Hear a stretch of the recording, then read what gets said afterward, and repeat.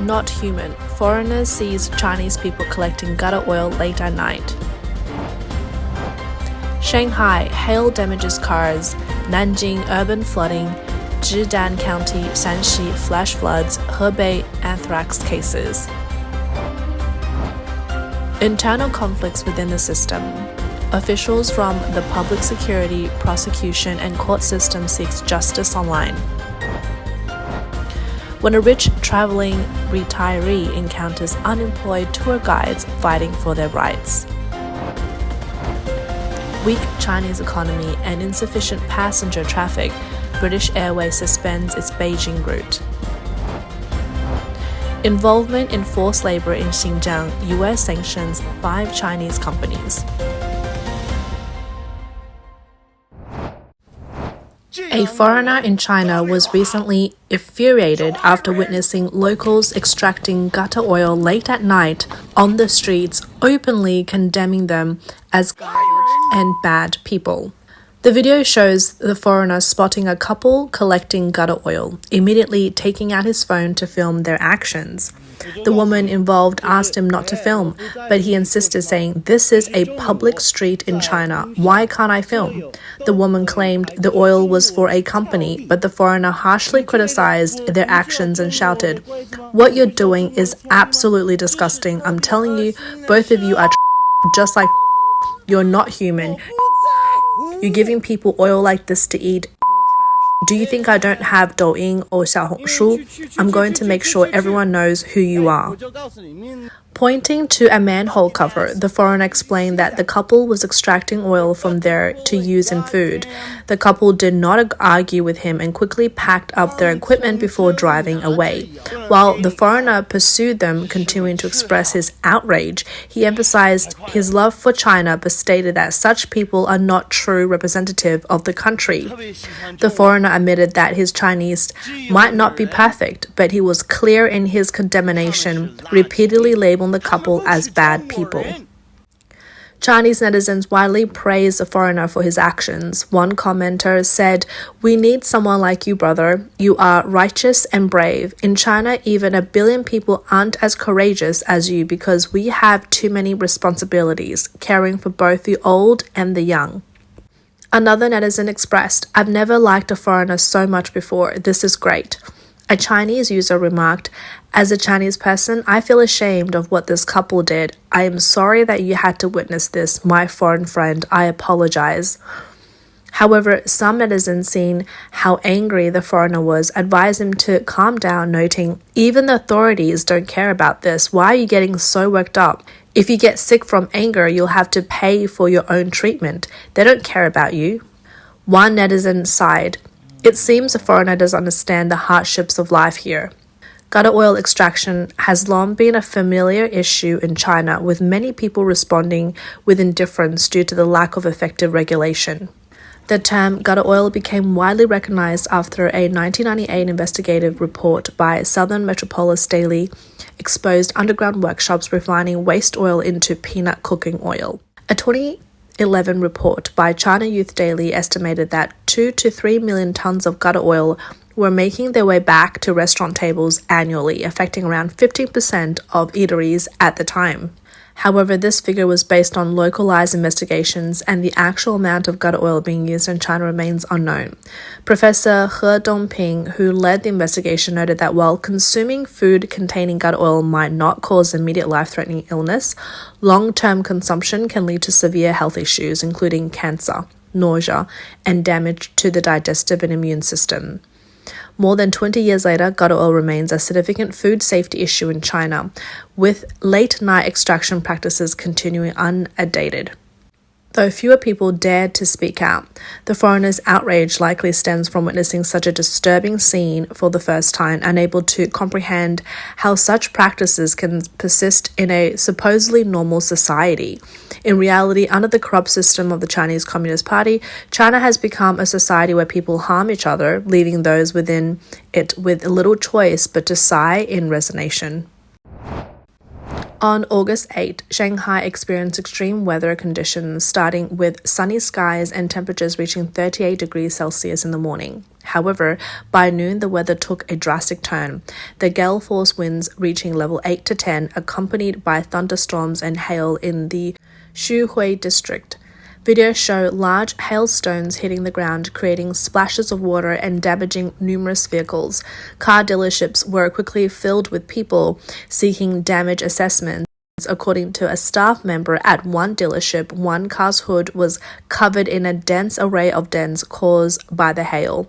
The severe weather also affected other regions, including Nanjing, Mount Tai in Shandong, and Shijiazhuang in Hebei, where heavy rains caused urban flooding, turning city streets into temporary rivers. In Mount Tai, the scenic area transformed into a massive waterfall due to the torrential rain. On August 9th, Zhidan County in Shaanxi province experienced a sudden and historic downpour. The resulting floodwaters quickly inundated houses and swept away trucks in the river. Local residents reported that they had never seen such heavy rain before. Videos depict the flash flood sweeping away numerous vehicles, with some people seen on car roofs. The aftermath left thick mud everywhere, creating a chaotic scene. Across the damaged main road, a large billboard reading "Always follow the Communist Party" stood in a stark contrast to the devastation, symbolizing what many saw as a bitter irony.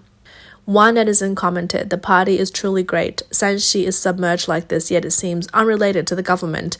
This is a consequence of following the party." Natural disasters, human mismanagement, and the pandemic continue to ravage this beleaguered land. Meanwhile, the anthrax outbreak that began in Shandong earlier this August is showing signs of spreading. A video released on August 9th by the Infectious Disease Department at Shijiazhuang's 5th Hospital shows a suspected anthrax patient receiving an IV treatment. The patient's fingernails, particularly on the left hand, appear blackened, with the thumb almost entirely black. Several doctors are seen discussing the patient's condition, with one female doctor noting that long-term medication is necessary and advising the patient to consume nutritious foods to aim in wound healing, cautioning against the use of inappropriate treatments. Another doctor remarked on the difficulty of treating anthrax, stating that the treatment process is much longer and more complex compared to the ordinary infections. Earlier in August, reports emerged that a bovine anthrax outbreak in Yangpu County, Shandong, has spread to humans, leading to the quarantine of the county hospital and several villages. Hundreds were reportedly infected, with some fatalities. There are fear that the contaminated beef from infected cattle has entered the market. The anthrax outbreak has now spread to North China and may potentially spark a nationwide epidemic, raising concerns that China could once again face widespread lockdowns.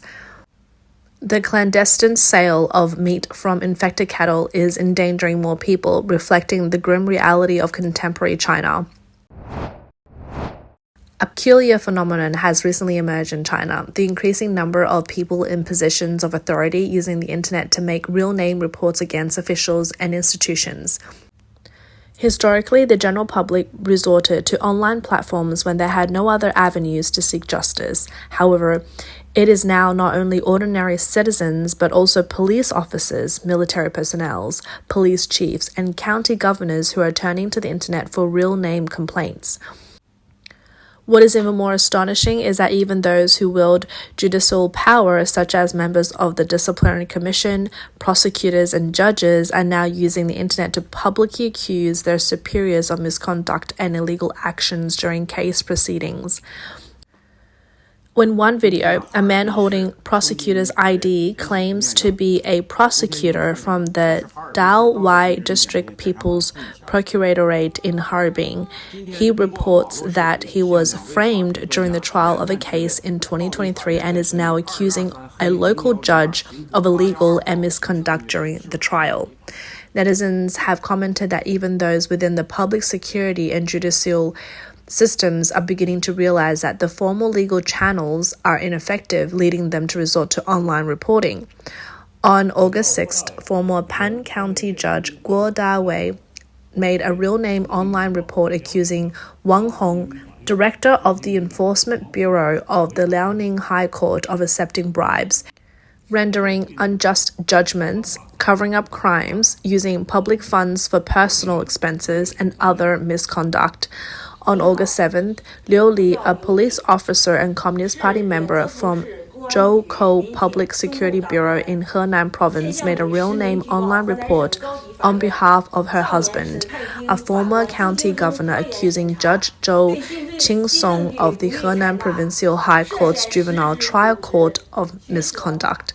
The video poster remarked that despite her husband's former status as a county governor and her own position as a police officer, they had no choice but to resort to online reporting when faced with injustice.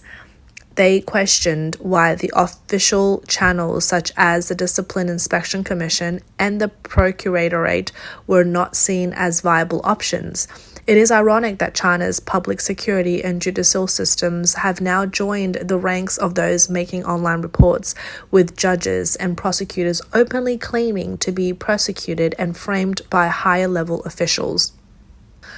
On August 5th, Wu Qiang, a judge from the Xinjiang District Court in Putian City, Fujian Province, posted a video accusing He Wenzhen, the former president of the Xinjiang District Court, and Huang Zhiqiang, director of the political department of the Putian Immediate People's Court, of bribery during personnel transfers.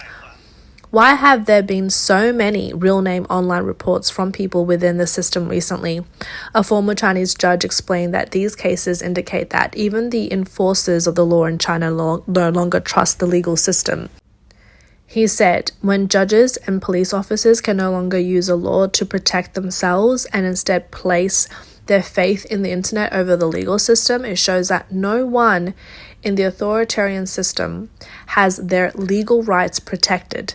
The legal system was never designed to provide effective avenues for ordinary citizens to protect their legal rights. In such a system, everyone is a victim. Netizens remarked that the current Chinese government has lost all credibility. Legislative, judicial, and disciplinary bodies have also lost the trust of the citizens. They question how long such a regime could continue to exist. However, before this fragile regime collapses, some people will still manage to live in relative peace. Despite the increasingly difficult living conditions for the broader population, on August 7th, the video surfaced on Weibo featuring an elderly man being interviewed next to a lotus pond in Suzhou, Jiangsu province. The 63-year-old man appeared to be in high spirit as he reportedly shared that his monthly retirement pension amounts to 18,000 yuan. He revealed that his retirement life mainly consists of traveling and taking photos. The man even took out his phone to display photos from his recent trip to northeastern Europe in July. With a wide smile, the man confidently stated that he couldn't possibly spend all his pensions, emphasizing, "I definitely can't use it all." When the interviewer asked what kind of job he had before retirement, the man modestly replied that he was just an ordinary person. The interviewer questioned this, asking, "An ordinary person? Can an ordinary person's pension be 18,000 yuan?" The man, still smiling, responded, yes, I have a saying, as long as your children don't ask you for money, you'll never run out of money. The host expressed envy over the man's high pension, but the man laughed it off, saying there's nothing to be envious about. However, when compared to workers who endure harsh weather conditions, working the 996 jobs from 9 a.m. to 9 p.m. 6 days a week for a mere 3,000 yuan salary while constantly worrying about layoffs, this elderly man's lifestyle is indeed enviable. Netizens have commented, challenging the man to reveal his identity and rank so that others can see the material conditions and hypocritical attitudes of those they defend.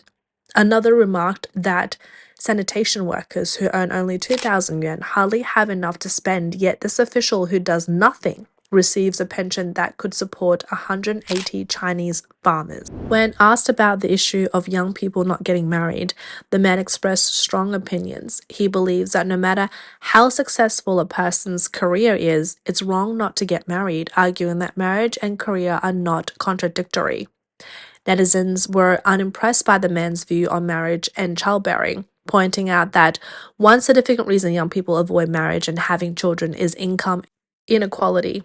They argue that it takes dozens of young people to support one such retired elderly person who then mocks and hypocritically criticizes them for not working hard enough. Reportedly, this video has been deleted from Chinese online platforms. For years, the phenomenon of public servants in China receiving pensions 10 times or even several dozen times higher than those of ordinary citizens has been a matter of public concern. In mainland China, the pension system was originally a dual-track system where public servants such as civil servants and public institutions participated in a government-funded pension plan without needing to contribute themselves. Their pensions were generally linked to their final salary. In contrast, employees outside the system, such as enterprise employees, participated in a pension system that combined social pooling and individual accounts, with both the enterprise and the individual contributing to the pension fund. In 2014, China's State Council introduced a pension reform to unify the system with a 10-year transition period. This year marks the end of that period, raising the question to whether the pensions of public servants will now be equal of those of ordinary people following the unification. Beijing Shanlian Life Week has analyzed that the unification does not mean that public and private pensions will be entirely equal, as public employee pensions still hold certain advantages. Netizens commented, "It feels like it has changed, but at the same time, it hasn't. It will only be fair when corporate employees no longer need to contribute to their pensions. Otherwise, it will never be possible." Clearly, there's no money left. They're creating public opinion to prepare for salary cuts in the public sector, yet some people think it means they'll be getting higher salaries. They've been fooled again and again. Another remarked, "I've worked for 10 years and still have 30 years until retirement. Who knows what things will be like in 30 years? It's hopeless. Saving money for retirement seems more practical." In fact, the retirement benefits for senior Chinese officials have their own special standards. In addition to cash income, there are many perks that don't appear on the payroll. According to estimates from Chinese Academy of Social Sciences, China's urban residents' basic pension fund will be depleted by 2035. Even based on the current number of retirees and contributions, the next decade is expected to be a period of accelerated aging in China, with 300 million people set to retire. A 2021 study by the Academy showed that 100% of civil servants and about 60% of the public institution employees are covered by occupational annuities, while the enterprise annuity system, which has been in place for 17 years, covers only about 28 million people. Due to these factors, China's overall pension replacement rate is low. According to the International Labour Organization, 55% is the international warning line for pension replacement rates. Falling below this level can lead to a significant decline in retirees' living standards. The World Bank suggests that a replacement rate of at least 70% is necessary to maintain pre-retirement living standards. Public employees in China already earn significantly more than enterprise employees, with a pension replacement rate of no less than 80%, meaning their income remains relatively stable after retirement.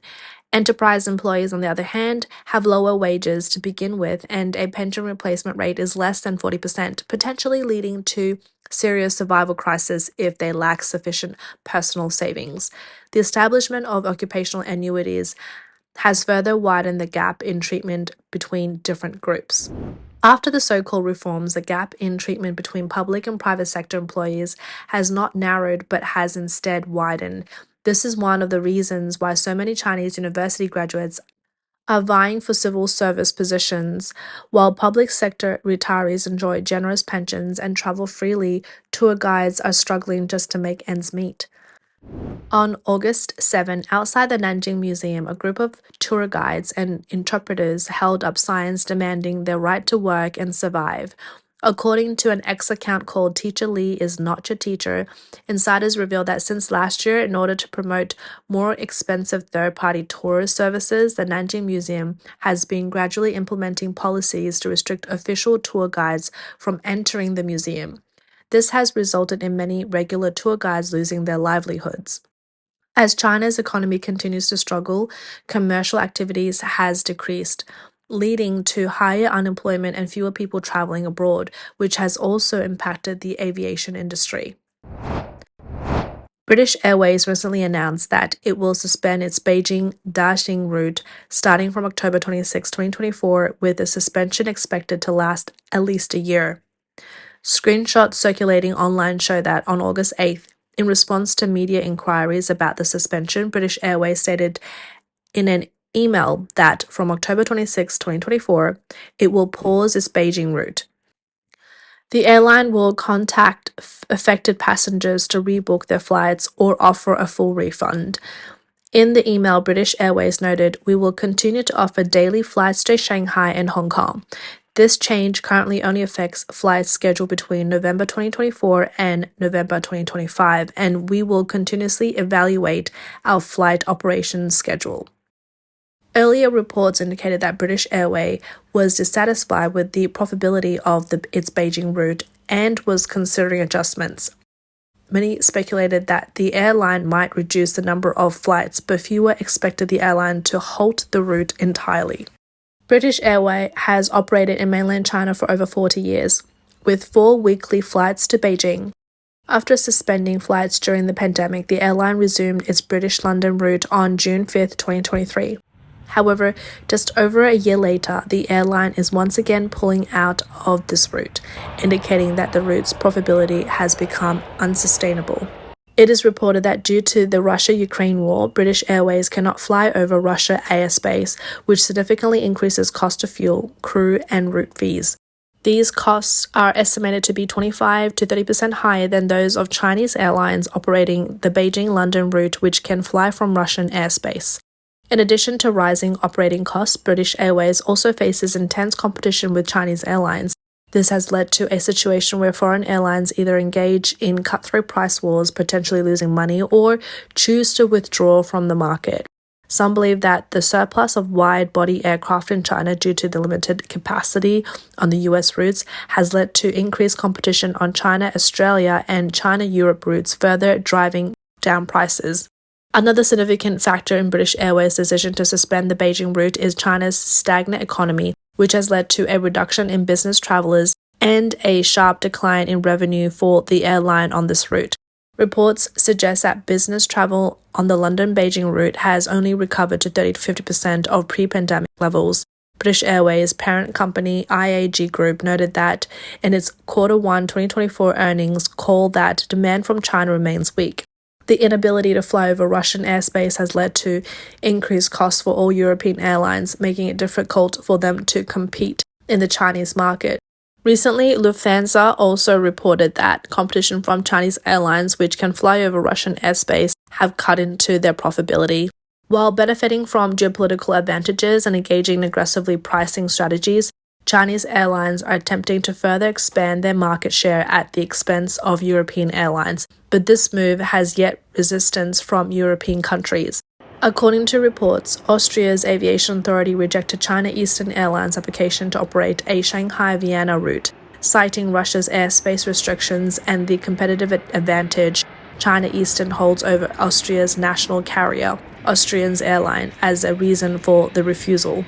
Sources indicate that China Eastern Airways also plans to launch routes to Zurich in Switzerland and Milan in Italy, but these plans have faced obstacles.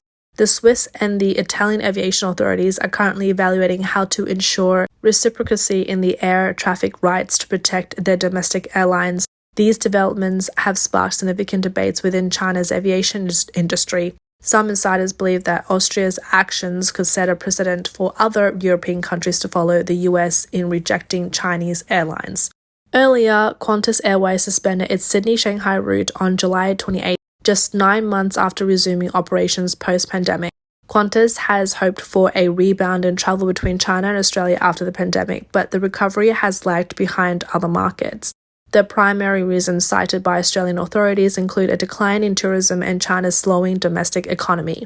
Qantas stated that the aircraft used for the Shanghai route would be reassigned to other destinations in Asia where demand is higher or where new travel opportunities exist. while closely monitoring the Australian-China market for a possible return when demand recovers.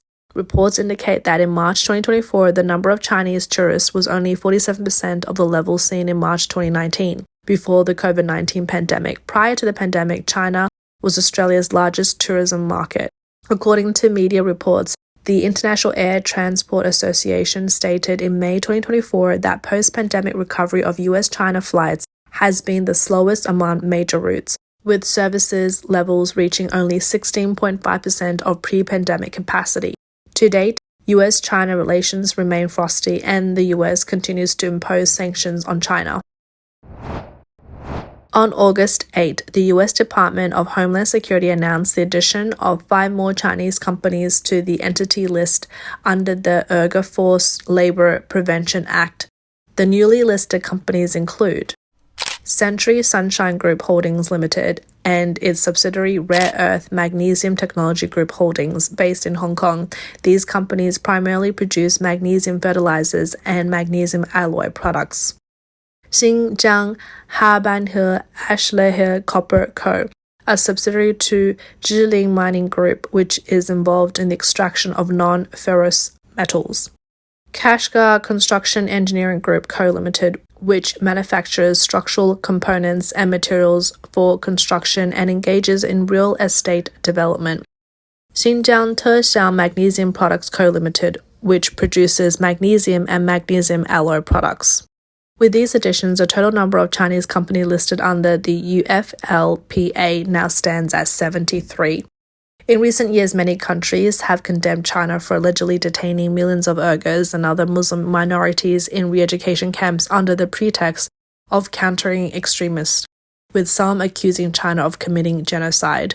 In December 2021, US President Joe Biden signed the Uyghur Forced Labor Prevention Act into law with bipartisan support. Enforcement of this law by US Customs and Border Protection began in June 2022.